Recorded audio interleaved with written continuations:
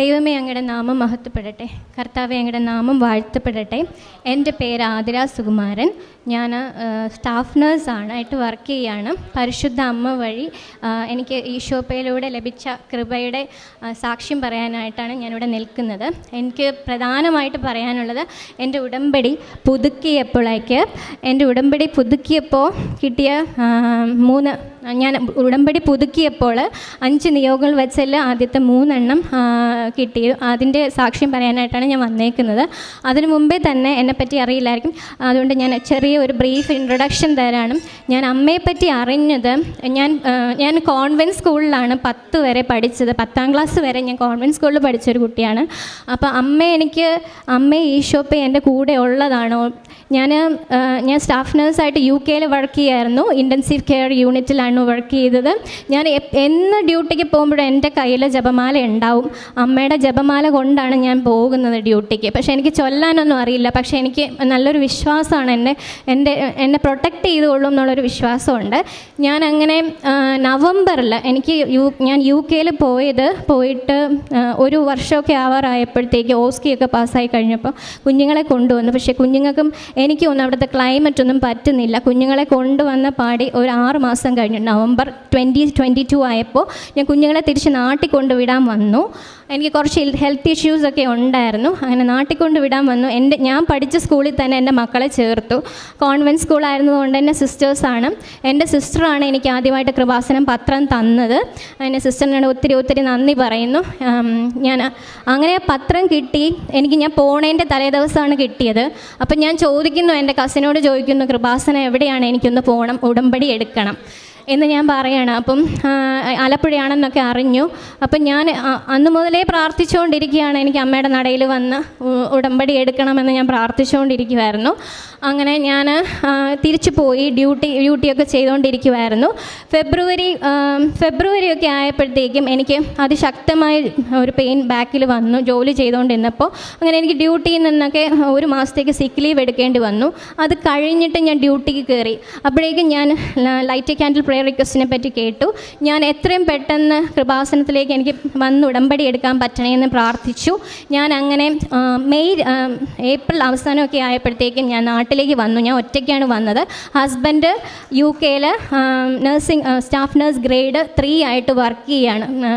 Staff nurse ആയിരുന്നു. UK വന്നു. മറ്റേ എക്സാം ക്വാളിഫൈ ആയിട്ടേ സ്റ്റാഫ് നേഴ്സ് ആയിട്ട് വർക്ക് ചെയ്യാൻ പറ്റുള്ളൂ. അതുകൊണ്ട് ഗ്രേഡ് 3 ആയിട്ട് തന്നെ വർക്ക് ചെയ്യുമായിരുന്നു. അത് പലയിടത്തുമായിട്ടൊക്കെ ജോലി ചെയ്ത് പോവുമായിരുന്നു. അപ്പം അങ്ങനെ ഞാൻ മെയ് ആകുമ്പോഴത്തേക്കും നാട്ടിൽ വന്നു. ഏപ്രിൽ ആകുമ്പോഴത്തേക്ക് ലാസ്റ്റ് ആയപ്പോൾ മെയ് 2-ാം തീയതിയാണ് ഞാനിവിടെ വന്ന് ഉടമ്പടി എടുക്കുന്നത്. അപ്പോൾ എനിക്ക് അറിയില്ല ഉടമ്പടി എന്താണെന്ന്, ഉടമ്പടിയുടെ നിബന്ധനകൾ എന്താണെന്ന് അറിയില്ല. പക്ഷേ ഞാൻ യൂട്യൂബിലെ സാക്ഷ്യങ്ങളെല്ലാം കേൾക്കുമായിരുന്നു. അപ്പോൾ എങ്ങനെയാണ് ഇത് ചെയ്ത്, എങ്ങനെയാണ് ദൈവത്തെ കൂടുതൽ അറിയാൻ സാധിക്കുക, ദൈവസ്നേഹം കൂടുതൽ കിട്ടാൻ സാധിക്കുക എന്നുള്ള ഒരു ഇതിലാണ് ഞാൻ വന്ന് ഉടമ്പടി എടുത്തത്. ആദ്യത്തെ ഉടമ്പടിയിൽ ഞാൻ എല്ലാം ജനറലായിട്ടുള്ള കാര്യങ്ങളായിരുന്നു. എല്ലാവരുടെ ആരോഗ്യം, എല്ലാവരുടെ ഐക്യവും അങ്ങനെയൊക്കെയായിരുന്നു വെച്ചിരുന്നത്. അതിനകത്ത് ഞാൻ പ്രധാനമായി വെച്ചിരുന്നത്, ഞാൻ നഴ്സിംഗ് കഴിഞ്ഞപ്പം തൊട്ടേ എനിക്ക് NCLEX-RN USA എക്സാം പാസ്സാവണമെന്നൊരു വലിയ ആഗ്രഹം ഉണ്ടായിരുന്നു. കല്യാണം കഴിച്ചു വിട്ടത് ഹസ്ബൻഡിൻ്റെ ബ്രദർ USA ഷിക്കാഗോയിലാണ്. അപ്പോൾ ഞങ്ങൾക്ക് വേണ്ടി ഓൾറെഡി ഫയൽ ചെയ്തിട്ടുണ്ട്. അപ്പോൾ എന്തെങ്കിലും ഒരിക്കലും എനിക്ക് അവിടെ എത്തിപ്പെടാൻ പറ്റും എന്നെനിക്ക് ഒരു വിശ്വാസമുണ്ട്. അപ്പോൾ അതുകൊണ്ട് എനിക്ക് എക്സാം എഴുതി പാസ്സായാലേ പോകാൻ പറ്റുള്ളൂ. മാത്രമല്ല UK ക്ലൈമറ്റുമായിട്ട് എനിക്ക് ഒത്തുപോകാനായിട്ട് സാധിക്കുന്നില്ലായിരുന്നു. അങ്ങനെ ഞാൻ സെപ്റ്റംബർ 2022 പ്രോസസ്സിങ് തുടങ്ങിയത്. എൻ്റെ പ്രോസസ്സിങ് ഒന്നും മൂവ് ആകുന്നില്ലായിരുന്നു. എന്ന് വെച്ച് കഴിഞ്ഞാൽ ഈ NCLEX-RN എക്സാമിന് ഡേറ്റ് എടുക്കുന്നവർക്ക് അറിയാം, 6 മാസമാണ് അതിൻ്റെ പ്രോസസ്സിങ് ടൈം. എൻ്റെത് സെപ്റ്റംബർ കഴിഞ്ഞ് ഫെബ്രുവരി മാർച്ച് ആയിട്ടും എൻ്റെ ഇതിന് ഒരു അനക്കവുമില്ല.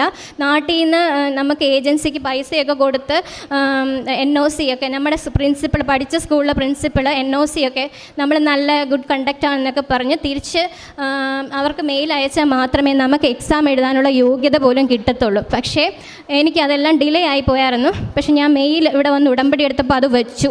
ഇവിടെ വന്ന് ഉടമ്പടി എടുത്തു, ആ നിയോഗം വെച്ചു. ആദ്യത്തെ ഞായറാഴ്ചയോളം ഞാൻ ഉടമ്പടി ധ്യാനം കൂടി. റെയിൽവേ സ്റ്റേഷനിൽ ഇരിക്കുമ്പോൾ എനിക്ക് എൻ്റെ കസിൻ വഴി എനിക്ക് അതെല്ലാം എൻ്റെ പ്രിൻസിപ്പളിനെ ചെന്ന് കാണാൻ. എൻ്റെ cousin Amrita institute of medical സയൻസിൽ പഠിക്കുകയാണ്. ഞാൻ അവിടെയാണ് നഴ്സിംഗ് പഠിച്ചത്. അപ്പോൾ അവിടെ നിന്ന് എനിക്ക് എൻ്റെ പ്രിൻസിപ്പളിനെ കാണാനായിട്ടൊരു അനുവാദം കൊടുക്കുകയും പെട്ടെന്ന് എനിക്ക് ക്ലിയറായി. ഞാൻ നിൻ്റെ എല്ലാം ഗുഡാണെന്ന് പറഞ്ഞൊരു മെയിൽ അവർക്ക് തിരിച്ച് അമേരിക്കയിലേക്ക് അയക്കുകയും അങ്ങനെ എനിക്ക് എക്സാമിന് ഡേറ്റ് എടുക്കാനുള്ള യോഗ്യത ATT എന്ന് പറയും, ഓതറൈസേഷൻ ടു ടേക്ക് ടെസ്റ്റ് എന്ന് പറയുന്ന ഒരിത് എനിക്ക് കിട്ടി. അപ്പോൾ അത് ATT വന്നു കഴിഞ്ഞ് കഴിഞ്ഞാൽ നമ്മൾ 6 മാസത്തിനുള്ളിൽ എക്സാം എഴുതണം. അപ്പം ഞാൻ ഈ മെയിൽ വന്ന് ഉടമ്പടി എടുത്തിട്ട് തിരിച്ചു പോവുകയാണ്. എൻ്റെ കുഞ്ഞുങ്ങൾ നാട്ടിലാണ്. ഞാൻ പോകുമ്പോഴത്തേക്കും എൻ്റെ കൂടെ ഞാൻ ഉടമ്പടി വസ്തുക്കളെല്ലാം എൻ്റെ കൂടെ ഉണ്ടായിരുന്നു. കാശ് രൂപ ഞാൻ എൻ്റെ താലിമാലയിലാണ് ഞാൻ ഇട്ടിരുന്നത്. ബാക്കിയുള്ള ഉടമ്പടി വസ്തുക്കൾ നിങ്ങൾക്ക് അറിയാമായിരിക്കും, ഫ്ലൈറ്റിൽ കയറുമ്പോൾ നമുക്കൊന്നും അലൗഡ് അല്ല. അപ്പം എനിക്ക് കുറച്ച് അബ്ഡോമിനൽ ഇഷ്യൂസൊക്കെ ഉണ്ടായിരുന്നു. ചില ഭക്ഷണങ്ങളൊന്നും കഴിക്കാനൊന്നും പിടിക്കത്തൊന്നുമില്ല വയറിൽ. അങ്ങനെ രാവിലെ ഫ്ലൈറ്റിൽ കയറി രാവിലത്തെ എമിറേറ്റ്സ് ഫ്ലൈറ്റ് ആയിരുന്നു. ഫ്ലൈറ്റിൽ കയറി രാവിലത്തെ ഫുഡ് കഴിച്ചപ്പോൾ തൊട്ട് എനിക്ക് ഡയറിയ തുടങ്ങി. ഞാൻ ദുബായിലെത്തി കഴിഞ്ഞിട്ട് എനിക്ക് അനങ്ങാൻ പറ്റുന്നില്ല. ഒരു 20 ടൈംസ് എങ്കിലും എൻ്റെ ഇത് ബവൽ ഓപ്പണായി. ഞാൻ വാഷ്റൂമിൻ്റെ അടുത്ത് തന്നെ ഇരിക്കുകയാണ്. ഞാൻ എൻ്റെ കയ്യിൽ അമ്മയുടെ ജപമാലയുണ്ട്. എനിക്ക് ജപമാല അന്ന് മൊത്തമായിട്ടും ചൊല്ലാൻ അറിയില്ലെങ്കിലും നന്മ നിറഞ്ഞ മറിയമേ സ്വർഗ്ഗസ്ഥനായ പിതാവേ എല്ലാം ചൊല്ലാൻ അറിയാം. വിശ്വാസ പ്രമാണവും ചൊല്ലാൻ അറിയാമായിരുന്നു. ഞാൻ അതെല്ലാം ചൊല്ലിയിരുന്നു. ഞാൻ ഒന്ന് മാത്രമേ പ്രാർത്ഥിച്ചുള്ളൂ. ഞാൻ ഒറ്റയ്ക്കേ ഉള്ളൂ. ഞാൻ ദുബായിൽ അല്ലെങ്കിൽ ഫ്ലൈറ്റ് എടുത്തു കഴിഞ്ഞ് എന്തെങ്കിലും ഒരു എമർജൻസി വന്നാൽ അവരെവിടെയാണോ അവിടെ ലാൻഡ് ചെയ്യും. എൻ്റെ കയ്യിൽ ഒരു പൈസ പോലും എടുക്കാനില്ലായിരുന്നു ആ സമയത്ത്. ഞാൻ അമ്മയോട് പ്രാർത്ഥിച്ചിട്ട് കയറി, അമ്മേ ഒരു കാരണവശാലും എന്നെ വേറൊരു രാജ്യത്ത് ഇറക്കരുത്, എന്നെ മാഞ്ചസ്റ്ററിൽ തന്നെ എന്നെ ഇറക്കണം എന്ന് ഞാൻ പ്രാർത്ഥിച്ചിട്ടാണ് കയറിയത്. ഫ്ലൈറ്റിൽ കയറി രാവിലെ തൊട്ടേ ആഹാരമൊന്നും കഴിക്കാതെ വെള്ളമൊന്നും കുടിക്കാതെ ബോഡി ഡീഹൈഡ്രേറ്റഡായി. ഞാൻ അവിടുന്ന് ഒരിച്ചിരി വെള്ളം കുടിച്ചതേ ഉള്ളൂ, വീണ്ടും ഡയറിയ തുടങ്ങി. എൻ്റെ അപ്പുറത്തും ഇപ്പുറത്തും ഒക്കെ ഇരിക്കുന്നവരൊക്കെ ബ്രിട്ടീഷുകാരാണ്. ഞാൻ അവരോട് പറഞ്ഞു, I am going to faint. ഞാൻ പറഞ്ഞ് കുറച്ച് നിമിഷം കഴിഞ്ഞു എൻ്റെ ബോധം പോയി കഴിഞ്ഞപ്പോഴത്തേക്കും അവരെല്ലാം ഫ്ലൈറ്റിലെല്ലാ ആൾക്കാരും വന്നു. അവരെന്നെ ഒത്തിരി സഹായിച്ചു. ഒരു കുറച്ച് സെക്കൻഡുകളിലേക്ക് എനിക്ക് ബോധമില്ലായിരുന്നു. ഓക്സിജനൊക്കെ വച്ച് തന്നു. അപ്പം ക്യാബിൻ ക്രൂ എല്ലാം പൈലറ്റ് ചോദിക്കുന്നുണ്ടായിരുന്നു, എമർജൻസി ആയിട്ട് ലാൻഡ് ചെയ്യേണ്ട ആവശ്യമുണ്ടോ എന്ന് ചോദിച്ചപ്പോൾ എൻ്റെ കണ്ണപ്പോൾ തുറന്നു. അവരെനിക്ക് എമർജൻസി തരേണ്ട പെയിനിനുള്ള, എനിക്ക് നല്ല പെയിൻ ഉണ്ടായിരുന്നു, അബ്ഡോമിനൽ പെയിനും ഡയറിയൊക്കെ ഉണ്ടായിരുന്നു. ഡീഹൈഡ്രേഷൻ മാറാനുള്ളതെല്ലാം തന്നു. എന്നെ ഫസ്റ്റ് എയ്ഡ് ചെയ്ത് എന്നെ മാഞ്ചസ്റ്ററിൽ ഇറക്കി. മാഞ്ചസ്റ്ററിൽ നിന്ന് എന്നെ കാഷ്വാലിറ്റിയിലേക്ക് കൊണ്ടുപോയി. അതിനുശേഷം ഞാൻ മാഞ്ചസ്റ്ററിൽ നിന്ന് ഞാൻ ലിവർപൂളിലായിരുന്നു. ലിവർപൂളിലേക്ക് എത്തുമ്പോഴേക്കും ബോഡി നല്ല വീക്കായിരുന്നു. എനിക്ക് ട്രീറ്റ്മെൻറ്റ് ഒക്കെ എനിക്ക് UK-യിലുള്ളവർക്കറിയാം, നമ്മൾ NHS ആയതുകൊണ്ട് എല്ലാം ഡിലേ ആണ്. നമ്മളിപ്പം ചെറിയൊരു ഡയറിയൊക്കെ ആയിട്ട് ചെന്ന് അവർ വെള്ളം കുടിക്കാൻ മാത്രമേ പറയുള്ളൂ.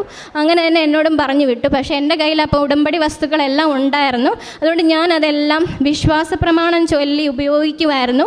അങ്ങനെ എൻ്റെ ഡയറിയൊക്കെ പെട്ടെന്ന് കുറഞ്ഞെങ്കിലും എനിക്ക് ഡ്യൂട്ടിക്ക് കയറേണ്ട ടൈമായി. May 16 ഒക്കെ ആകുമ്പോൾ എനിക്ക് ഡ്യൂട്ടിക്ക് കയറണമായിരുന്നു. എനിക്ക് കയറാൻ പറ്റിയില്ല. അങ്ങനെ ഞാൻ സിക്ക് ലീവ് വിളിച്ച് പറഞ്ഞു. അപ്പോൾ സിക്ക് ലീവ് ഒരു പ്രാവശ്യം ഞാൻ ഓൾറെഡി സ്റ്റേജ് 0, സ്റ്റേജ് 1 ആയി. ഇപ്പോൾ സ്റ്റേജ് 2 ആണ്. അപ്പം നമ്മൾ കട്ട് ചെയ്തിട്ട് കയറിക്കഴിഞ്ഞ് വീണ്ടും വയ്യാണ്ടായി കഴിഞ്ഞ് കഴിഞ്ഞാൽ അടുത്ത സ്റ്റേജ് 3ലേക്ക് പോകും. സ്റ്റേജ് 4 കഴിഞ്ഞാൽ ടെർമിനേറ്റ് ചെയ്യും. അപ്പോൾ അതുകൊണ്ട് തന്നെ ഞാൻ തിരിച്ച് ജോലിക്ക് കയറിയില്ല. ഞാൻ പരിശുദ്ധ അമ്മയുടെ ഞാൻ ഇവിടുന്ന് ഉടമ്പടി എടുത്തു പോകുമ്പോൾ ഇവിടെ എനിക്ക് ചെയ്യാൻ പറ്റുന്ന എല്ലാ കാര്യങ്ങളും പത്രം കൊടുക്കുകയും കാരുണ്യപ്രവർത്തനം എല്ലാം ഞാൻ ചെയ്തുകൊണ്ടാണ് പോയത്. ഇംഗ്ലീഷ് പത്രവും മലയാളം പത്രവും കൂടെയുള്ള കൊളീഗ്സിനൊക്കെ കൊടുക്കാൻ വാങ്ങിച്ചുകൊണ്ടാണ് പോയത്. അങ്ങനെ ഞാൻ അവിടെ ചെന്നിട്ട് എനിക്ക് വയ്യായ്മയിൽ ഞാൻ എൻ്റെ പത്രമെല്ലാം എൻ്റെ കൊളീഗ്സ് എന്നെ കാണാൻ, വീട്ടിൽ വയ്യാതെ ആയതുകൊണ്ട് കാണാൻ വരുന്നവർക്കൊക്കെ കൊടുക്കുമായിരുന്നു. ഇംഗ്ലീഷ് പത്രം എൻ്റെ നൈബറായിട്ടുള്ളത് ബ്രിട്ടീഷുകാരാണ്. അപ്പോൾ അവർക്കൊക്കെ ഞാൻ പ്രാർത്ഥിച്ചും അത് അമ്മയുടെ കൃപാസനം, അമ്മയുടെ പ്രത്യക്ഷീകരണത്തെ പറ്റിയും ഈശോപ്പയുടെ ദൈവത്തിൻ്റെ മഹത്വത്തെ പറ്റിയും എല്ലാം ഞാൻ പറഞ്ഞു കൊടുക്കുമായിരുന്നു. അങ്ങനെ ഞാൻ പ്രാർത്ഥിച്ചുകൊണ്ടിരുന്നു. ദൈവമേ, എൻ്റെ എക്സാമിൻ്റെ കാര്യമൊന്നും ആകുന്നില്ല, എനിക്ക് എക്സാം എഴുതണം.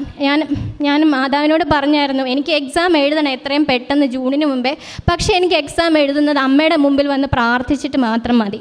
അതുകൊണ്ട് തന്നെ അമ്മ എനിക്ക് ഇതൊരു അവസരം തന്നെയാണെന്ന് ഞാൻ കരുതുന്നു. അത് ദൈവനാമം മഹത്വപ്പെടുന്നതിനായിട്ടാണെന്ന് ഞാൻ കരുതുന്നു.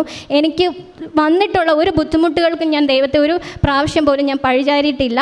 ദൈവം എനിക്ക് തന്ന എല്ലാ അനുഭവങ്ങൾക്കും ഞാൻ ദൈവത്തിനോട് നന്ദി മാത്രം പറഞ്ഞു. അങ്ങനെ ഞാൻ മെയ്, ജൂൺ, ജൂലൈ എനിക്ക് ലീവൊക്കെ സാങ്ഷനായി വന്നപ്പം ജൂൺ അവസാനമായി. ഞാൻ ജൂൺ അവസാനം നാട്ടിലേക്ക് വരികയാണ്. അതിന് മുമ്പേ ഞാൻ എൻ്റെ മാനേജറിനോട് ചെന്ന് ചോദിക്കുന്നു, എനിക്ക് റിസൈൻ ചെയ്യണം, എനിക്കിനി പറ്റുന്നില്ല. ഒന്നാമത്തെ കാര്യം, ഇവിടുത്തെ ക്ലൈമറ്റ് എനിക്കാകുന്നില്ല, കുറച്ച് ഹെൽത്ത് ഇഷ്യൂസ് ഉണ്ട്, അതൊക്കെ സോൾവ് ചെയ്യണം, എന്നെ നാട്ടിലേക്ക് പോകാൻ അനുവദിക്കണം, എന്നെ റിസൈൻ ചെയ്യാൻ അനുവദിക്കണമെന്ന് പറഞ്ഞു. ഞാൻ മാനേജറിനോട് ചെന്നു. അപ്പോൾ എൻ്റെ കയ്യിൽ കാശ് രൂപമുണ്ട്, എൻ്റെ കൂടെ ഒരു ഫ്രണ്ടുണ്ട്. അപ്പം സാധാരണ എൻ്റെ മാനേജർ അങ്ങനെയൊന്നും നല്ലതായിട്ട് റെസ്പോണ്ട് ചെയ്യുന്നതല്ല. പക്ഷേ പുള്ളിക്കാരൻ എന്നോട് പറഞ്ഞു, നീ എന്തിനാണ് റിസൈൻ ചെയ്ത് പോകുന്നത്? നിനക്ക് റിസൈൻ ചെയ്ത് പോകേണ്ട ഒരു കാര്യവുമില്ല, നിന്നെ ഞങ്ങൾക്ക് തിരിച്ചു വേണം, അതുകൊണ്ട് നീ ഇപ്പം തൽക്കാലത്തേക്ക് സിക്ക് ലീവിൽ തന്നെ പോകൂ, പക്ഷേ ശമ്പളമൊന്നും കിട്ടത്തില്ല എന്ന് പറഞ്ഞു. അപ്പം ഞാൻ പറഞ്ഞു ഓക്കെ, ശമ്പളം വേണ്ട. പിന്നെ ഞാൻ ചിന്തിച്ചു, എൻ്റെ ഹസ്ബൻഡ് ഡിപ്പെൻഡൻറ്റ് വിസയിലുള്ളൊരു വ്യക്തിയാണ്, ഞാൻ പോയി കഴിഞ്ഞാൽ എൻ്റെ ഹസ്ബൻഡിൻ്റെ ജോലിയും പോകും. ഗൾഫിലായിരുന്നു 10 വർഷം, എനിക്ക് വേണ്ടി ഞങ്ങളൊരു ഫാമിലി ആയിട്ട് ഒന്നാകാൻ വേണ്ടി വന്നതായിരുന്നു. പക്ഷേ ഞാൻ പോയത് കാരണം ഹസ്ബൻഡിൻ്റെ ജോലിയും കൂടെ പോകുന്ന കേട്ടപ്പോൾ എനിക്ക് വിഷമമായി. അപ്പം ഞാൻ പറഞ്ഞു ഓക്കെ, ഞാൻ സിക്ക് ലീവിൽ പോകാം, എനിക്ക് വയ്യെങ്കിൽ ഞാൻ നാട്ടിൽ നിന്ന് റെസിഗ്നേഷൻ കൊടുക്കും, എനിക്ക് എക്സ്പീരിയൻസ് സർട്ടിഫിക്കറ്റ് എന്ന് ചോദിച്ചപ്പോൾ അത് കുഴപ്പമില്ല, എന്താണെന്ന് വെച്ചാൽ അപ്പം ചെയ്തു തരാമെന്ന് പറഞ്ഞു. ഞാൻ നാട്ടിലേക്ക് വരുന്നു. ജൂൺ ലാസ്റ്റ് ആയപ്പോൾ എനിക്ക് നാട്ടിൽ വന്ന്, ഞാൻ പറഞ്ഞല്ലോ ഓൾറെഡി എനിക്ക് കുറച്ച് ഹെൽത്ത് ഇഷ്യൂസൊക്കെ ഉണ്ടായിരുന്നു. അങ്ങനെ ഞാൻ ഇവിടുത്തെ ട്രിവാൻഡ്രം ഹോസ്പിറ്റലിൽ ഞാൻ കൊണ്ടുവന്ന് കാണിച്ചപ്പം ഹെർണിയ കൂടുതലാണ്, ഉടനെ തന്നെ സർജറി വേണം എന്ന് പറഞ്ഞായിരുന്നു. വെൻട്രൽ ഹെർണിയ എന്ന് പറഞ്ഞ ഹെർണിയാണ്. അബ്ഡമനൊക്കെ ഇങ്ങനെ നമ്മൾ എഴുന്നേറ്റിരിക്കുമ്പോൾ ഇങ്ങനെ പൗച്ച് ചെയ്ത് മുകളിലോട്ട് വരുമായിരുന്നു. അപ്പോഴും എനിക്ക് വിഷമമൊന്നും തോന്നിയില്ല. ദൈവമേ അങ്ങയുടെ നാമം മഹത്വപ്പെടട്ടെ എന്ന് മാത്രമേ ഞാൻ പറഞ്ഞുള്ളൂ. എൻ്റെ കയ്യിൽ എപ്പോഴും ജപമാല കയ്യിൽ കൂടെ ഉണ്ടാകുമായിരുന്നു. ഞാൻ എൻ്റെ മെയ് 2 എടുത്ത എൻ്റെ ആദ്യത്തെ ഉടമ്പടി എൻഡ് ചെയ്യുന്നത് ഓഗസ്റ്റ് 2 എൻ്റെ സർജറി പറഞ്ഞേക്കുകയാണ്. ഞാൻ അതിൻ്റെ തലേ ആഴ്ച തന്നെ, അതായത് ഓഗസ്റ്റ് 2 സർജറി ആണെങ്കിൽ പ്രീവിയസ് സൺഡേ വന്ന് ഇവിടുത്തെ ധ്യാനം അറ്റൻഡ് ചെയ്തു. അമ്മയും അപ്പായനെയും കൂട്ടിക്കൊണ്ടാണ് ഞാൻ സർജറിക്ക് പോകുന്നത്. എനിക്ക് ഒരു പേടിയും തോന്നിയില്ല. ഞാൻ കിംസിൽ വർക്ക് ചെയ്തിട്ടുള്ള സ്റ്റാഫാണ്. ഞാൻ സ്റ്റാഫ് നേഴ്സ് ആയതുകൊണ്ട് തന്നെ ഒരു സർജറി ചെയ്യുമ്പോൾ എന്തൊക്കെ കോംപ്ലിക്കേഷൻ ഉണ്ടെന്നൊക്കെ നല്ലപോലെ അറിയാമായിരുന്നു. പക്ഷേ എനിക്ക് ഒരു പേടിയും തോന്നിയില്ല. സർജറിക്ക് പോകുന്നതിന് മുമ്പേ ഞാൻ തൈലം എല്ലാം കുരിശ് വരച്ചിട്ടാണ് പോകുന്നത്. ഞാൻ കുറച്ച് കാര്യങ്ങൾ ഇതിനെക്കുറിച്ച് പറഞ്ഞില്ലെങ്കിൽ ഒരു കണ്ടിന്യൂവേഷൻ ഇല്ലാതെ ആയിപ്പോവും. അതുകൊണ്ടാണ് ഞാൻ കുറച്ച് കാര്യങ്ങൾ കൂടെ പറയുന്നത്. ഞാനിപ്പോൾ സർജറി കഴിഞ്ഞ് എൻ്റെ ഹെർണിയ റിപ്പയർ 6 മണിക്കൂർ സർജറി ആയിരുന്നു. ICUവിൽ കൊണ്ടുവന്നു. എനിക്ക് കോംപ്ലിക്കേഷൻ ഉണ്ടായിരുന്നു. നമ്മൾ വേദന കുറയ്ക്കാൻ വേണ്ടി എപ്പിഡ്യൂറൽ എന്ന് പറഞ്ഞുകൊണ്ട് ഇഞ്ചക്ഷൻ ബാക്കിലേക്ക് ഇടുമായിരുന്നു. ആ ഇഞ്ചക്ഷൻ പോയി കുറേ നേരം കഴിഞ്ഞപ്പോൾ എൻ്റെ കാൽ അനങ്ങുന്നില്ല. എനിക്കറിയാം, ഞാൻ എൻ്റെ ICUവിൽ കൈകാര്യം ചെയ്യുന്നതായതുകൊണ്ട് എപ്പിഡ്യൂറൽ എൻ്റെ കോംപ്ലിക്കേഷൻ എന്താണെന്ന് എനിക്ക് നല്ലോണം അറിയാം. ഞാൻ അവിടെ നിൽക്കുന്ന സ്റ്റാഫിനോടൊക്കെ പറയുന്നുണ്ട്, എനിക്ക് അതിശക്തമായ വേദനയുണ്ട്, എൻ്റെ ഹാർട്ട് റേറ്റ് കൂടുന്നുണ്ട്, എനിക്ക് ഓക്സിജൻ ഭയങ്കര, എനിക്ക് ശ്വാസം കിട്ടുന്നില്ല, അങ്ങനെയൊക്കെയുള്ള ബുദ്ധിമുട്ടുണ്ട്. പക്ഷേ ഞാൻ എൻ്റെ മനസ്സിൽ അപ്പോഴും ഞാൻ പ്രാർത്ഥിച്ചുകൊണ്ട് കിടന്നു, ദൈവമേ അങ്ങയുടെ നാമം മഹത്വപ്പെടട്ടെ, കർത്താവേ അങ്ങയുടെ നാമം വാഴ്ത്തപ്പെടട്ടെ. ഇത് 2 വാക്ക് പറയാനുള്ള ഇത് മാത്രമേ എനിക്ക് ഉണ്ടായിരുന്നുള്ളൂ. നല്ല പെയിൻ ഉണ്ടായിരുന്നു. അപ്പോഴേക്കും ഡോക്ടർ വന്ന് വേദന കൂടുതലാണെന്ന് കണ്ടു. ഡോക്ടർ പൊക്കോണ്ടിരുന്ന ഇഞ്ചക്ഷൻ കുറച്ചുകൂടെ കൂട്ടി വെച്ചു. അപ്പോൾ എനിക്ക് വീണ്ടും ഞാൻ അവിടെ കൈവച്ച് നോക്കുമ്പോൾ റൈറ്റ് ലെഗ് കാലിൽ സെൻസേഷൻ ഒന്നുമില്ല, കാലനങ്ങുന്നില്ല. ഞാൻ ഇങ്ങനെ വയ്ക്കുമ്പോൾ തളർന്ന് വീഴുകയാണ് ചെയ്യുന്നത്. ഞാൻ സ്റ്റാഫിനോട് പറഞ്ഞു, രാവിലെ സ്റ്റാഫ് ചേഞ്ച് ചെയ്യാൻ വന്നപ്പോഴത്തേക്കും എൻ്റെ കാലനങ്ങുന്നില്ല. അപ്പോൾ അവർ പെട്ടെന്ന് വിളിച്ച് പറഞ്ഞു, അവർക്കറിയാം ഞാൻ സ്റ്റാഫ് നേഴ്സാണ്, അവിടെ വർക്ക് ചെയ്ത ആളാണെന്ന് അറിയാം. അപ്പോൾ അതുകൊണ്ട് തന്നെ അവർ പെട്ടെന്ന് അതിനുള്ള ഇത് വന്നു. ഡോക്ടർ വന്നു, ഇഞ്ചക്ഷൻ സ്റ്റോപ്പ് ചെയ്തു. ഞാൻ അമ്മയോട് ഇത്രയും മാത്രമേ പറഞ്ഞുള്ളൂ, അമ്മേ ഞാൻ ഉടമ്പടി അവിടെ വന്ന് പുതുക്കിക്കോളാം, എന്നെ ദൈവനാമം മഹത്വപ്പെടുത്താനായിട്ടും സാക്ഷ്യം പറയാനായിട്ടും എനിക്കൊരു കൃപ തരണമേ. ഞാൻ ഇത് സ്വിച്ച് ഓഫ് ആയി കഴിഞ്ഞ് കുറച്ച് നിമിഷങ്ങൾക്കുള്ളിൽ തന്നെ എൻ്റെ കാലനങ്ങി. ഞാൻ നടന്നു, ഇറക്കിയിരുത്തി എന്നെ നടത്തി, ഡ്രെയിനെല്ലാം വെച്ച് അവർ നടത്തി. അന്ന് തന്നെ വൈകിട്ട് ഷിഫ്റ്റ് ചെയ്തു. 2ൻ്റെ അന്ന് എന്നെ വീട്ടിലെ വാർഡിലേക്ക് ഷിഫ്റ്റ് ചെയ്തു. വാർഡിൽ ചെന്നപ്പോഴും കോംപ്ലിക്കേഷൻസൊക്കെ ഉണ്ടായിരുന്നു. എനിക്ക് വയറ്റിൽ നിന്ന് പോകാതെ അബ്ഡമിനൽ സർജറിയാണ്, ഗ്യാസൊക്കെ കെട്ടിക്കിടന്ന് ഒത്തിരി ബുദ്ധിമുട്ടുകളുണ്ടായിരുന്നു. പക്ഷേ ഇവിടുത്തെ ഞാൻ സർജറിക്ക് പോകുന്നതിന് മുമ്പ് ഇവിടുത്തെ പരിശുദ്ധമായ കിണറിലെ ജലം ഞാൻ കൊണ്ടുപോയിരുന്നു, ഉപ്പ് കൊണ്ടുപോയിരുന്നു, കാശ് കാശ് രൂപ ഒക്കെ കൊണ്ടുപോയിരുന്നു. എല്ലാം എനിക്ക് ബോർഡിലെത്തിയപ്പോഴാണ് എൻ്റെ കൈകളിലേക്ക് കിട്ടുന്നത്. എൻ്റെ അമ്മയാണ്, എൻ്റെ അമ്മയ്ക്ക് കൈക്കൊരു സ്വാധീനക്കുറവുള്ളതാണ്, അമ്മയാണ് എൻ്റെ കൂടെ നിന്നത്. അതുകൊണ്ട് തന്നെ ഞാൻ എൻ്റെ ഒരു കസിൻ ചേച്ചി വന്നപ്പോഴത്തേക്കും എനിക്കിതെല്ലാം കൊണ്ടു തന്നു. ഞാൻ വിശ്വാസ പ്രമാണം ചൊല്ലി പ്രാർത്ഥിച്ചു. ഡോക്ടേഴ്സ് എനിമ വരെ ലാസ്റ്റ് വെച്ചു, എൻ്റെ വയറ്റിൽ നിന്ന് പോകുന്നില്ല. ഞാൻ വേദന കൊണ്ടും ഗ്യാസ് എല്ലാം കൂടെ അടിയിൽ കയറി പിടിച്ചിട്ട് എനിക്ക് വേദന കാരണം സഹിക്കാൻ വയ്യായിരുന്നു. ഞാൻ പറഞ്ഞു, എന്തെങ്കിലും പെയിൻ കില്ലേഴ്സ് എന്തെങ്കിലും ഉണ്ടോ? ഇല്ല, നിനക്ക് തരാവുന്ന മാക്സിമം പെയിൻ കില്ലർ ഞങ്ങൾ തന്നു കഴിഞ്ഞു. അപ്പം ഞാൻ പറഞ്ഞു, ഇല്ല, എനിക്ക് എൻ്റെ ദൈവത്തിൽ സമർപ്പിച്ചാൽ മതി. എനിക്ക് എൻ്റെ സഹനങ്ങളും എല്ലാം ഞാൻ ദൈവത്തിന് ഞാൻ സമർപ്പിക്കുന്നു. ഞാൻ അത് കഴിഞ്ഞ് ഞാൻ വിശ്വാസ പ്രമാണം ചൊല്ലി പരിശുദ്ധ ജലവും ഉപ്പും തൈലം എല്ലാം ഉപയോഗിച്ച് ഉടനെ തന്നെ എൻ്റെ വയറ്റിൽ നിന്ന് കുറേ ഗ്യാസ് അങ്ങ് പോയി. എനിക്ക് നല്ല റിലീഫായി. ഞാൻ പിന്നെ എൻ്റെ എല്ലാ പഴയതെല്ലാം ഞാൻ ചെയ്യാൻ തുടങ്ങി. അങ്ങനെ കുറച്ച് വിത്തിൻ ഒരു 2-3 ഡേയ്സിനുള്ളിൽ എന്നെ ഡിസ്ചാർജാക്കി വിടുകയും ചെയ്തു. ഞാൻ വീട്ടിൽ വന്നതിന് ശേഷം എനിക്ക് അറിയാലോ, സർജറി കഴിഞ്ഞു, പെയിനുണ്ട്, 2 കുഞ്ഞു മക്കളുണ്ട്, ഹസ്ബൻഡ് UK-ലാണ്.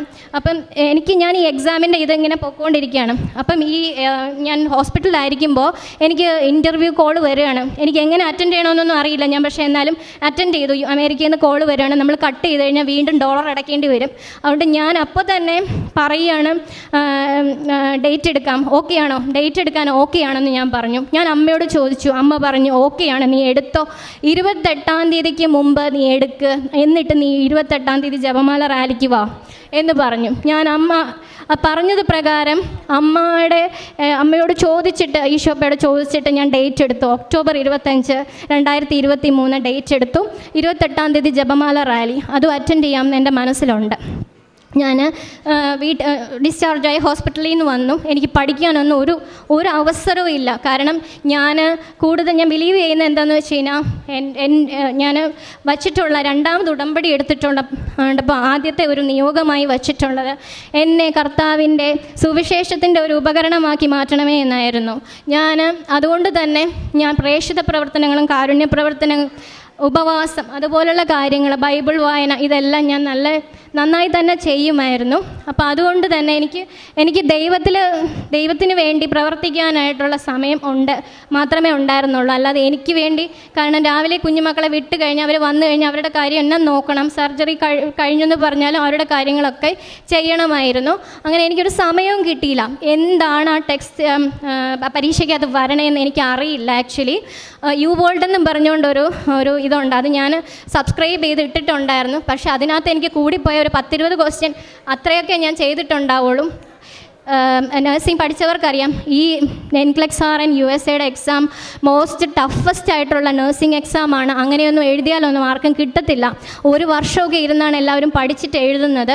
ഒരു വാക്ക് പോലും പഠിക്കാതെയാണ് ഞാൻ എക്സാം എഴുതിയത്. ഞാൻ എക്സാമിൻ്റെ തലയാഴ്ച, അതായത് 25-ാം തീയതി എക്സാം ആണെങ്കിൽ 22-ാം തീയതി ഞാനിവിടെ ഉടമ്പടി ധ്യാനത്തിൽ പങ്കെടുക്കുന്നു. ഞാൻ ഉടമ്പടി ധ്യാനത്തിൽ പങ്കെടുക്കുമ്പോൾ എല്ലാ പ്രാവശ്യം അച്ഛൻ ഓരോരുത്തരുടെ രോഗത്തെ പറ്റിയൊക്കെ പറയുമ്പോൾ ഞാനും വിചാരിക്കും, ദൈവമേ എന്നെ എന്തെങ്കിലും ഒരു പ്രാവശ്യം പറയുമോ, എൻ്റെ കാര്യം ഇന്ന് എക്സാമിനെ ഒന്ന് പറ്റി പറയുമോ എന്ന് ഞാനിങ്ങനെ വിചാരിച്ചുകൊണ്ടിരിക്കുമ്പോൾ അച്ഛൻ എന്നെ പറ്റി ഒന്നും പറയുന്നില്ല. അപ്പം ഞാൻ എന്നിട്ടും എനിക്ക് വിഷമമൊന്നുമില്ല, ദൈവമേ അങ്ങയുടെ നാമം മഹത്വപ്പെടട്ടെ എന്ന് പറഞ്ഞു. പക്ഷേ ഉടമ്പടിയുടെ ലാസ്റ്റ് ആയപ്പോൾ അച്ഛൻ പറയുകയാണ്, ഒരു കൊച്ച് ഇവിടെ ഭയങ്കരമായിട്ട് വിഷമിച്ചിരിപ്പുണ്ട്, ആ കൊച്ചിൻ്റെ കാര്യം കർത്താവിനോട് അമ്മയോട് ഞാൻ പറഞ്ഞിട്ടുണ്ടെന്ന് പറഞ്ഞു. അത് എന്നെക്കുറിച്ചാണെന്ന് എനിക്ക് മനസ്സിലായി. ഞാൻ പൂർണ്ണമായി എന്നെപ്പറ്റി തന്നെയാണെന്ന് ഞാൻ വിശ്വസിച്ചു. അങ്ങനെ 23-ാം തീയതി, ഒക്ടോബർ 23-ാം തീയതി ഞാൻ ട്രെയിൻ കയറുകയാണ്. എൻ്റെ അച്ഛനും എൻ്റെ കസിനുമാണ് വരുന്നത്. 2 പേരും കൂടെയാണ് ഞാൻ ഇവിടെ വെച്ച് പ്രാർത്ഥിച്ചുകൊണ്ട് പോവുകയാണ്. അമ്മേ, ഞാൻ ഇവിടുന്ന് പത്രമൊക്കെ മേടിച്ചിരുന്നു, കന്നഡ പത്രമൊക്കെ മേടിച്ചിരുന്നു, ഇംഗ്ലീഷ് പത്രമൊക്കെ മേടിച്ചിരുന്നു. അമ്മേ, എനിക്ക് ലാൽബാഗ് അറിയില്ല, എവിടെയാണെന്നൊന്നും എനിക്കറിയില്ല, ഞാൻ സെർച്ച് ചെയ്തിട്ടൊന്നുമില്ല. അവിടെ ചെന്ന് ഞാൻ നോക്കും, എനിക്ക് ഒന്നും അറിയത്തില്ല. അപ്പം ഞാൻ ഇവിടുന്ന് പ്രാർത്ഥിച്ചുകൊണ്ട് പോകുന്ന ഞാൻ എവിടെയായിരുന്നാലും എൻ്റെ ഹോട്ടലിൻ്റെ അടുത്ത് എനിക്ക് പരിശുദ്ധ അമ്മയും കൂടെ ഉള്ള ഒരു പള്ളി എനിക്ക് പ്രാർത്ഥിക്കാനായിട്ട് തരണമേ എന്ന് പ്രാർത്ഥിച്ചു. അമ്മ എൻ്റെ വിളി കേട്ടു. ഞാൻ പിറ്റേ ദിവസം മോർണിംഗ് ആയപ്പോഴത്തേക്കും ബാംഗ്ലൂരിൽ എത്തുന്നു. ഞങ്ങൾ ടെസ്റ്റ് സെൻ്ററൊക്കെ പോയി കണ്ടുപിടിച്ചിട്ട് അതിൻ്റെ അടുത്ത് തന്നെ ഒരു ഹോട്ടൽ എടുക്കുകയാണ്. ഞാൻ ഹോട്ടലിൻ്റെ അടുത്ത് ഒന്നും കാണുന്നൊന്നുമില്ല. ഞാൻ ഹോട്ടലിലേക്ക് പോയപ്പോൾ ഹോട്ടലിലെ ആളാണെങ്കിൽ നല്ല റേറ്റ് കൂട്ടിയൊക്കെ പറഞ്ഞു. ഞാൻ അമ്മയെ പറഞ്ഞു, എനിക്ക് അത്രയും ഞങ്ങൾക്ക് കൊടുക്കാനുള്ള ഇതില്ല എന്ന് പറഞ്ഞു. അപ്പോൾ പുള്ളിക്കാരൻ തന്നെ തിരിച്ചിങ്ങോട്ട് വന്ന് പറഞ്ഞു, നിങ്ങൾ എത്ര രൂപയ്ക്ക് തന്നാൽ മതി, നിങ്ങൾ വന്നോളൂ എന്ന് പറഞ്ഞു. പരിശുദ്ധ അമ്മ എന്നെ അവിടെയും അനുഗ്രഹിച്ചു. അമ്മ ഈശോപ്പെ എന്നെ അവിടെ അനുഗ്രഹിച്ചു. ഞാൻ അങ്ങനെ ഹോട്ടലിലേക്ക് പോവാണ്. ഹോട്ടലിലേക്ക് പോകുമ്പോൾ ഞാൻ എന്നിട്ട് ഗൂഗിളിൽ സെർച്ച് ചെയ്ത് നോക്കുകയാണ് ഏത് പള്ളിയാണ് ഇതിൻ്റെ അടുത്തുള്ളത്. ഞാൻ നോക്കുമ്പോൾ ഇതിൻ്റെ തൊട്ടടുത്ത് ഇവിടെ ഹോട്ടലാണെങ്കിൽ റോഡ് ഇവിടെയാണ്, അപ്പുറത്ത് സെൻറ്റ് തെരേസാസ് ചർച്ച്. എനിക്ക് ഒത്തിരി സന്തോഷമായി. ഞാൻ ഫോട്ടോ എടുത്തു, മാപ്പ് എടുത്തു, എല്ലാം എടുത്ത് നോക്കി എന്തൊക്കെയാണ് അമ്മയുടെ ഇത്. അപ്പം വേളാങ്കണ്ണി മാതാവിൻ്റെ ആ ഒരു ഇതാണ് അവിടെ വെച്ചിട്ടുള്ളത്. അതുപോലത്തെ ഇതാണ്. അമ്മ സാരിയൊക്കെ ഉടുത്ത് നല്ലൊരു ഇതാണ് വെച്ചിട്ട്. അമ്മയും തിരുകുമാരനും ഉണ്ണീശോയുമാണ് അവിടെ ഉള്ളത്. ഞാൻ അവിടെ വൈകുന്നേരം ആവും, അവിടുത്തെ ആൾക്കാർ വരുന്നതിന് മുമ്പേ തന്നെ ഞാൻ പള്ളിയിലെത്തി. ഞാൻ അവിടെ നിന്ന് ജപമാല എത്തിച്ചുകൊണ്ടിരുന്നു.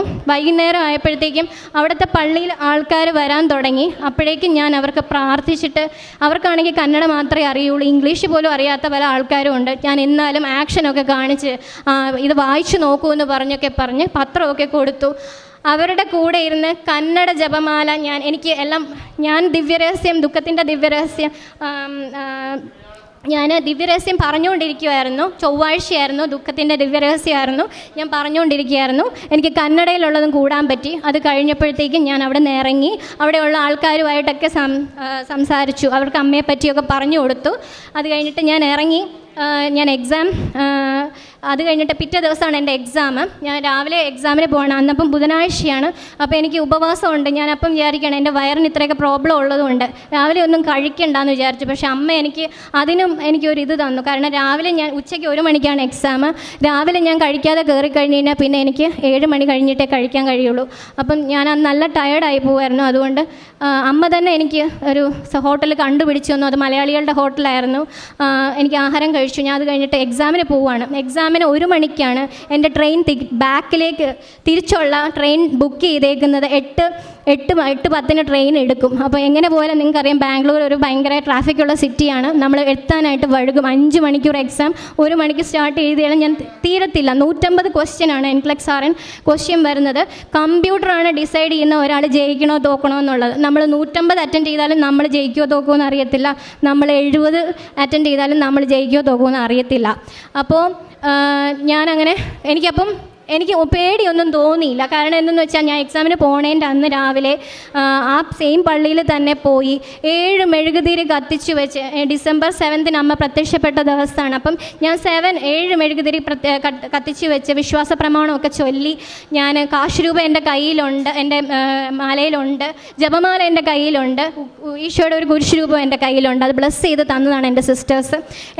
അതെല്ലാം എൻ്റെ കയ്യിലുണ്ട്. ഞാൻ പ്രാർത്ഥിച്ചിട്ടാണ് പോകുന്നത്. അതുകൊണ്ട് എൻ്റെ പഠിച്ചില്ല എന്ന് പോലും എനിക്കൊരു ഇത് തോന്നിയില്ല. എനിക്ക് വിഷമമൊന്നുമില്ല. ഞാൻ പറഞ്ഞു, ഈ എക്സാം ഫീസൊക്കെ ഭയങ്കര ഫീസാണ്. 2.5 ലക്ഷം രൂപയാണ് ഇതിൻ്റെ പ്രോസസ്സിങ്. എനിക്കിനി എഴുതാനായിട്ടുള്ള ഇത് വരത്തല്ലേന്ന് ഞാൻ പ്രാർത്ഥിച്ചായിരുന്നു. പക്ഷേ അതിനുള്ള യോഗ്യതയില്ല. I have no merit, I have no confidence, I have no skill. ഞാൻ അതുകൊണ്ട് തന്നെ ഞാൻ പരിശുദ്ധ അമ്മയെ മുറുകെ പിടിച്ചു. ഞാൻ പിയേഴ്സൺ വ്യൂ ടെസ്റ്റ് സെൻറ്ററിലെത്തി. ഞാൻ അച്ഛനും കസിനും പുറത്ത് നിൽക്കുകയാണ്.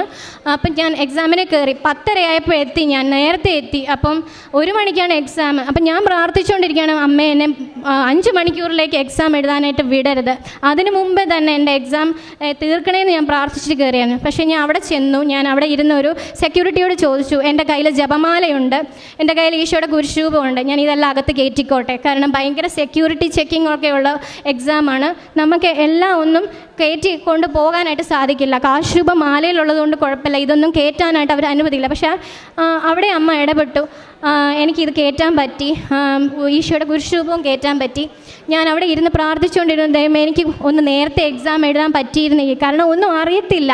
എനിക്ക് എൻ്റെ അമ്മയും അപ്പായും മാത്രമേ പാസ്സാക്കുള്ളൂ എന്ന് എനിക്ക് 100% വിശ്വാസമുണ്ട്. അതിനുള്ള ഒത്തിരി ഇതും എനിക്ക് ഇവിടെ വന്നപ്പോൾ തന്നെ എനിക്ക് കിട്ടിയിട്ടും ഉണ്ടായിരുന്നു.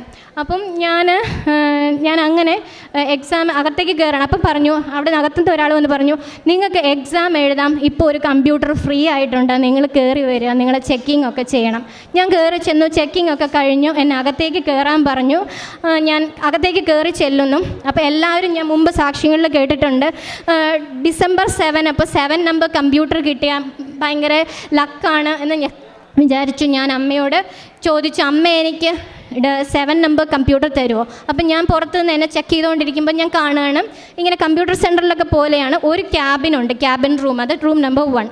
അപ്പം ഞാൻ കാണുകയാണ് 7, ഓക്കെ 7 empty ആണ്, എന്നെ അവിടെ ഇരുത്തും അമ്മ എന്ന് വിചാരിച്ചു. പക്ഷേ എന്നെ അവിടെ ഇരുത്തിയില്ല. അയാൾ എന്നെ കൊണ്ടുപോയി ക്യാബിനകത്ത് ഇരുത്തി, 1-നകത്ത് ഇരുത്തി. പക്ഷേ എനിക്ക് വിഷമമൊന്നും തോന്നിയില്ല. ഞാൻ അപ്പോൾ വിചാരിച്ച ഒരു കാര്യമാണ്, ഈ ഇരിക്കുന്ന മനുഷ്യരെ, ഈ ഇരിക്കുന്ന എക്സാം എഴുതിക്കൊണ്ടിരിക്കുന്ന എല്ലാവരേക്കാളും മുമ്പിൽ ഞാൻ ഇവിടെ നിന്ന് ഇറങ്ങിപ്പോവും. ഒന്നാമതായി തന്നെ ഞാൻ ഇവിടെ നിന്ന് ഇറങ്ങിപ്പോകുമെന്ന് വിചാരിച്ചു. എക്സാം സ്റ്റാർട്ട് ചെയ്യണം. നിങ്ങൾ ഓർക്കണം, എക്സാമിൻ്റെ മോഡൽ ക്വസ്റ്റ്യൻ എന്താണെന്ന് പോലും എനിക്കറിയില്ല. അതായത് ഈ എക്സാമിന് എന്തൊക്കെ മോഡൽ ക്വസ്റ്റ്യൻസ് വരും. നഴ്സിങ്ങിൽ പല പല വിഭാഗങ്ങളുണ്ട്, സൈക്യാട്രി, പീഡിയാട്രിക്സ്, ഗൈനക്കോളജി, അങ്ങനെ ഒത്തിരി, അഡ്മിനിസ്ട്രേഷൻ, റിസർച്ച്, ഒത്തിരി കാര്യങ്ങളുണ്ട്. 2011 പാസ് ഔട്ട് ആയതാണ് ഞാൻ.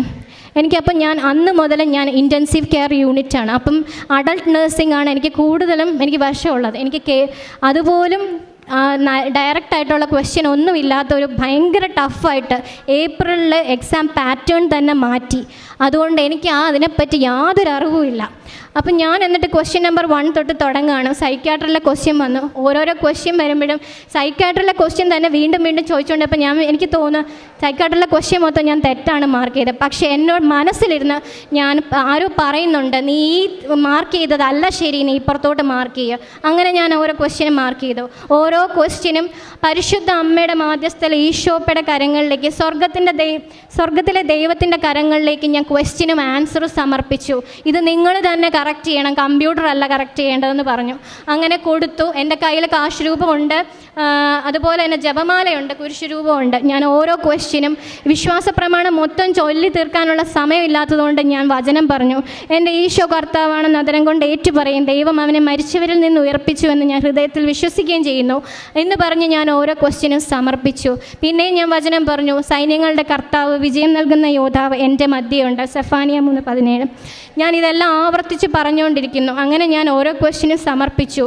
സാധാരണ ഒരു 70-80 ക്വസ്റ്റ്യൻസ് ആണ് ഇപ്പോഴത്തെ പുതിയ പാറ്റേൺ അനുസരിച്ച്. എനിക്കതും അറിയില്ല. 80 ക്വസ്റ്റ്യൻസ് ആണ് കഴിയുമ്പോൾ കമ്പ്യൂട്ടർ ഓഫായി കഴിഞ്ഞ് കഴിഞ്ഞാൽ കഴിഞ്ഞു എന്നുള്ളതാണെന്നൊക്കെയാണ് അറിയുന്നത്. എൻ്റെ 80 കഴിഞ്ഞ് 81 ക്വസ്റ്റ്യൻ വന്നു, 82, 83, 84. ഇടയ്ക്ക് ബ്രേക്ക് ചോദിച്ചു, ഞാൻ കട്ട് ചെയ്തു. കാരണം നേരത്തെ പോകണമെന്നുള്ള ഒരു ഇതുകൊണ്ട് ഞാൻ ബ്രേക്കെല്ലാം കട്ട് ചെയ്തു. അമ്മയോട് പറഞ്ഞു, അമ്മ എനിക്ക് ക്ഷീണം തോന്നുന്നു, എനിക്ക് 90 ക്വസ്റ്റ്യൻ 90 ക്വസ്റ്റ്യനിൽ കൂടുതൽ എനിക്ക് തരല്ലേ അമ്മേ. 85ാമത്തെ ക്വസ്റ്റ്യനിലാണ് ഞാനത് പറയുന്നത്. 85ാമത്തെ ക്വസ്റ്റ്യനിൽ ഞാൻ പറഞ്ഞു, എനിക്കറിയാം എൻ്റെ അമ്മ എൻ്റെ ഇടതുവശത്ത് എൻ്റെ കൈ പിടിച്ചിട്ടുണ്ട്, എൻ്റെ അപ്പ എൻ്റെ വലത് ഈശോപ്പയുടെ വലത് കരം എൻ്റെ കൈകൾ പിടിച്ചിട്ടുണ്ട്. അതുകൊണ്ട് എനിക്കറിയാം അമ്മ എവിടെയുണ്ട്, എനിക്കറിയാം അപ്പ എവിടെയുണ്ട്. എൻ്റെ ക്വസ്റ്റ്യൻ എന്നെ 85 കൂടുതൽ എന്നെ എഴുതാൻ അനുവദിക്കരുതേ എന്ന് ഞാൻ പ്രാർത്ഥിച്ചുകൊണ്ടിരുന്നു. 85 കഴിഞ്ഞ് ഞാൻ 90-നകത്തെങ്കിലും നിൽക്കണേന്ന് പ്രാർത്ഥിച്ചുകൊണ്ടിരിക്കുകയും എൻ്റെ കമ്പ്യൂട്ടർ ഷട്ട് ഡൗൺ ആയി. അയ്യോ, അപ്പോൾ എനിക്ക് പേടിയായി. അയ്യോ, എന്ത് ചെയ്യും, എനിക്കറിയത്തില്ല കമ്പ്യൂട്ടർ ഷട്ട് ഡൗൺ ചെയ്താൽ എന്താണ് പ്രോസസ്സെന്ന് കൂടി എനിക്കറിയത്തില്ല. കുറച്ചുകൂടെ കഴിഞ്ഞ് സ്ക്രീനിൽ എഴുതി കാണിക്കുകയാണ്, your exam NCLEX-RN is completed. അപ്പോഴേ എനിക്കറിയാമായിരുന്നു ഞാൻ പാസ്സായി. അമ്മ എന്നെ പാസ്സാക്കി. കാരണം അമ്മ എൻ്റെ അടുത്തുണ്ടായിരുന്നു.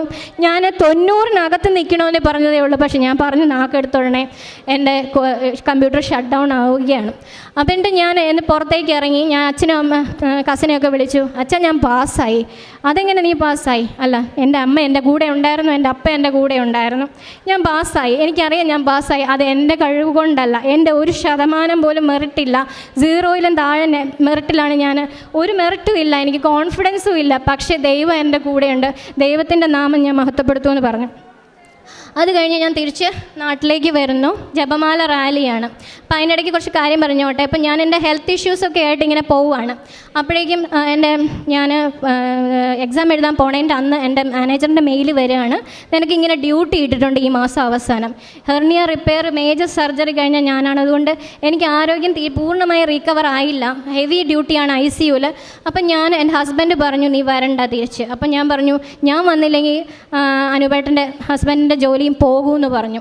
അപ്പോൾ അനുപേട്ടൻ പറഞ്ഞു, സാരമില്ല. അപ്പം ഞാനും പറഞ്ഞു, സാരമില്ല, നമ്മൾ ഉടമ്പടി എടുത്തിട്ടില്ലേ, നമ്മൾ പിന്നെ ആരെ പേടിക്കണം, ഒരു നേരത്തെ ആഹാരത്തിനുള്ള വക ദൈവം നമുക്ക് തരും എന്ന് ഞാൻ ഉറച്ചു വിശ്വസിച്ചു. അങ്ങനെ ഞാൻ റെസിഗ്നേഷൻ കൊടുക്കുകയാണ് പോണതിന് മുമ്പേ. അവർ അക്സെപ്റ്റ് ചെയ്തു. റെസിഗ്നേഷൻ കൊടുക്കുമ്പോഴും ഞാൻ പ്രാർത്ഥിച്ചിട്ടാണ് കൊടുക്കുന്നത്. അമ്മയുടെ മാധ്യസ്ഥയിൽ ഈശോയുടെ കരങ്ങളിലേക്ക് ഏൽപ്പിച്ചു.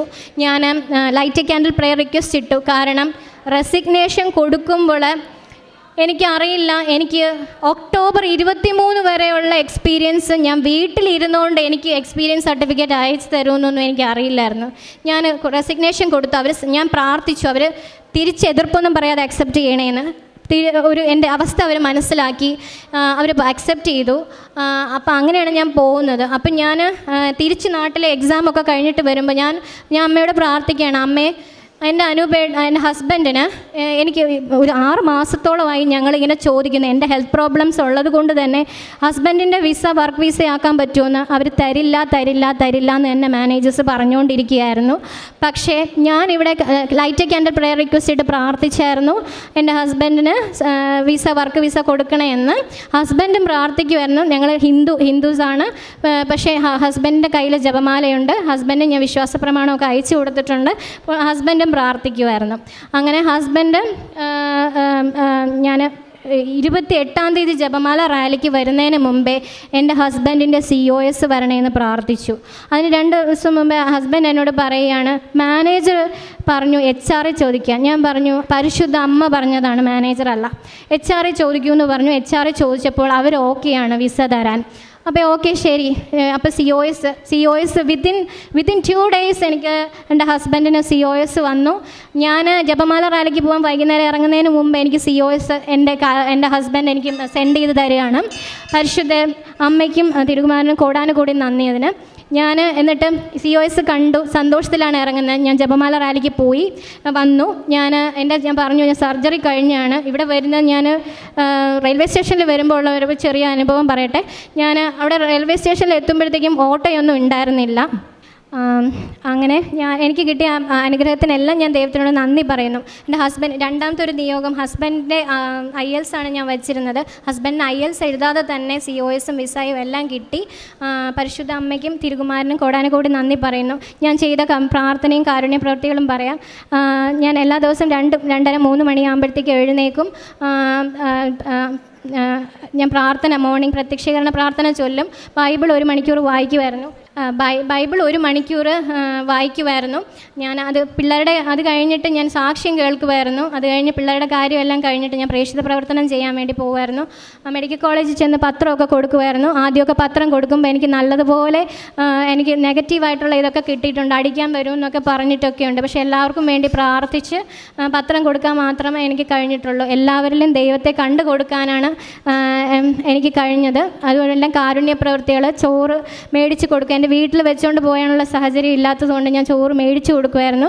മാത്രമല്ല അവിടെ ഇരിക്കുന്നവരോട് എന്താ വേണ്ടിയത്, ചോറല്ലാതെ വേറെ എന്താ വേണ്ടിയെന്നൊക്കെ മേടിച്ച് ഞാൻ എല്ലാം വിശ്വാസ പ്രമാണം ചൊല്ലി പ്രാർത്ഥിച്ചായിരുന്നു കൊടുത്തുകൊണ്ടിരുന്നത്. പത്രം കൊടുക്കുമ്പോഴും വചനം എഴുതി പ്രത്യക്ഷീകരണ പ്രാർത്ഥന ഫോട്ടോസ്റ്റാറ്റ് എടുത്ത് വെച്ച് ദൈവത്തിൻ്റെ നാമം മഹത്വപ്പെടുത്തിക്കൊണ്ടായിരുന്നു ഞാൻ കൊടുത്തുകൊണ്ടിരുന്നത്. 10-11 കെട്ട് മലയാളം പത്രമൊക്കെ ഞാൻ ഇവിടെ നിന്ന് വാങ്ങിച്ചുകൊണ്ട് പോയിട്ടുണ്ട്. പിന്നെ അല്ലാതെ കുറച്ച് ഇംഗ്ലീഷും തമിഴും എല്ലാം മേടിച്ച് വെച്ചിട്ടുണ്ട്. കാരണം ഇപ്പം കൊടുക്കാൻ പോകുമ്പം മലയാളം അറിഞ്ഞൂടാത്ത ആൾക്കാർ തമിഴ് മാത്രം അറിയാമെന്നുണ്ടെങ്കിൽ അവർക്ക് അങ്ങനെ കൊടുക്കുമായിരുന്നു. പിന്നെ ഉപവാസം എടുക്കുമായിരുന്നു. വെനസ്ഡേ സാറ്റർഡേ ഉപവാസം എടുക്കുമായിരുന്നു. പിന്നെ അതുപോലെ തന്നെ ക്ലോത്ത് ഡൊണേറ്റ് ചെയ്യുമായിരുന്നു. പിന്നെ അല്ലാതെ ക്യാഷായിട്ടും സഹായങ്ങളൊക്കെ ചെയ്യുമായിരുന്നു. എൻ്റെ മുമ്പിൽ ആര് വിഷമമായിട്ട് വന്നാലും ദൈവത്തെ മുൻനിർത്തി ദൈവത്തെ കണ്ടുകൊണ്ട് സഹായം ചെയ്യുവാനുള്ള കൃപ എനിക്ക് ലഭിച്ചു. എനിക്ക് കുറച്ച് ദേഷ്യത്തിൻ്റെ കാര്യം, കുറച്ചൊരു കുഞ്ഞു ദേഷ്യമുണ്ട്. അത് പിള്ളേർ ഭയങ്കരമായിട്ട് ഇതാവുമ്പോൾ മാത്രമേ ഉള്ളൂ. അല്ലാതെ ദേഷ്യമൊന്നും എനിക്ക് വരാറേ ഇല്ല. എല്ലാവരോടും സ്നേഹത്തിൽ മാത്രമേ പെരുമാറുള്ളൂ. ജപമാല പ്രാർത്ഥിക്കും. വൈകുന്നേരം ആകുമ്പോൾ ജപമാല എത്തിക്കും. എല്ലാ ദിവസവും അവൻ്റെ ഡേയുടെ അനുസരിച്ച് ഉള്ള ദിവ്യരഹസ്യം ഞാൻ ചൊല്ലിയാണ് എല്ലാവർക്കും വേണ്ടി, ഇവിടുത്തെ അച്ഛനും എല്ലാവർക്കും വേണ്ടിയിട്ട് പ്രാർത്ഥിച്ച് ലോകസമാധാനത്തിനും എല്ലാം വേണ്ടി പ്രാർത്ഥിച്ചാണ് ഞാൻ ജപമാല എത്തിച്ചുകൊണ്ടിരുന്നത്. എനിക്ക് ഇത്രയും എൻ്റെ 3 നിയോഗങ്ങളാണ്. എൻ്റെ ഹസ്ബൻഡിൻ്റെ 3ാമത്തെ നിയോഗം IELTS പാസ്സാവുക എന്നായിരുന്നു. പക്ഷേ എൻ്റെ ഹസ്ബൻഡിന് IELTS ഇല്ലാതെ തന്നെ അമ്മ വിസ അടിച്ചു കൊടുത്തു. അപ്പോൾ അതുകൊണ്ട് IELTS ഇനി ആവശ്യമില്ല. അതും അമ്മയുടെ ഇടപെടൽ. പെർമനൻറ്റ് വിസ, COS വിസയും BRP കാർഡ് ഇന്നലെ എൻ്റെ ഹസ്ബൻഡിനെ റിസീവ് ചെയ്തു. എൻ്റെ അമ്മ, എൻ്റെ പരിശുദ്ധ അമ്മ കൃപാസനം പ്രസാദപര മാതാവ് ഈശോയുടെ കരങ്ങളിലൂടെ എനിക്ക് വാങ്ങിച്ചു തന്ന ഇതൊന്നും അല്ല, ഒത്തിരി ഉണ്ട്. പറയാൻ സമയമില്ലാത്തത് കൊണ്ട് മാത്രം ഞാൻ ചുരുക്കുകയാണ്. എനിക്ക് തന്ന എല്ലാ അനുഗ്രഹങ്ങൾക്കും കൃപകൾക്കും എന്നെ നിത്യത്തിലേക്ക് അടുപ്പിച്ച എല്ലാ ദൈവാനുഭവങ്ങൾക്കും ദൈവത്തിനോട് ഞാൻ നന്ദി പറയുന്നു. ദൈവമേ നന്ദി, ദൈവമേ സ്തുതി, ദൈവമേ നന്ദി, ദൈവമേ സ്തുതി. Praise the lord. ആവേ മറിയ. എനിക്ക് ഇഷ്ടമുള്ളവനിൽ ഞാൻ പ്രസാദിക്കും, എനിക്കിഷ്ടമുള്ളവനോട് ഞാൻ കരുണ കാണിക്കും. പുറപ്പാടിൻ്റെ പുസ്തകം 33-ാം അധ്യായം 19-ാം തിരുവചനമാണ്. ഈശോ ഇഷ്ടപ്പെടുന്ന വ്യക്തികളാകുമ്പോൾ ആകാനാണ് ഉടമ്പടി നമ്മെ ഒരുക്കുന്നത്. അങ്ങനെ ഈശോ ഇഷ്ടപ്പെടുന്ന വ്യക്തികളാകുമ്പോൾ നമുക്കും സ്നേഹത്തോടെ ഇഷ്ടത്തോടെ വന്ന് ഈശോയെ മഹത്വപ്പെടുത്തുവാൻ ഈ മകളുടെ ജീവിതത്തിൽ എപ്പോഴും പറഞ്ഞുകൊണ്ടിരുന്നത്, ദൈവമേ അങ്ങയുടെ നാമം മഹത്വപ്പെടുത്തണമേ. ഹിന്ദു ബാക്ക്ഗ്രൗണ്ടിൽ നിന്ന് വന്ന മകള് ജപമാല, ഓരോ ദിവ്യരഹസ്യങ്ങൾ, അതൊക്കെ അതിനെക്കുറിച്ചൊക്കെ പറയുമ്പോൾ അങ്ങനെയൊക്കെ ദിവസത്തിൻ്റെ പ്രാധാന്യമനുസരിച്ചുള്ള ജപമാല ചെല്ലാൻ പോലും ഈ മകൾ പഠിച്ചു എന്നുള്ളതാണ്. അങ്ങനെ സന്തോഷത്തിൻ്റെ ദിവ്യരഹസ്യങ്ങൾ, ദുഃഖത്തിൻ്റെ ദിവ്യരഹസ്യങ്ങൾ, മഹിമയുടെ ദിവ്യരഹസ്യങ്ങൾ, പ്രകാശത്തിൻ്റെ ദിവ്യരഹസ്യങ്ങൾ, അങ്ങനെയൊക്കെ സെപ്പറേറ്റ് ഓരോന്നും പഠിക്കാനും അത് പ്രാർത്ഥനയാക്കി മാറ്റുവാനും തൻ്റെ ജീവിതത്തിൽ വെളുപ്പിനെ 2:30 എഴുന്നേൽക്കുന്ന മകൾ തനിക്കൊരു ദിനചര്യ ഉണ്ടാക്കുകയാണ്. ആ ദിനചര്യ പ്രകാരം മുമ്പോട്ട് പോകുമ്പോൾ എങ്ങനെയാണ് ഈ മകൾ കൊയ്തെടുക്കുന്നത്, ഫലം കൊയ്തെടുക്കുകയാണ്.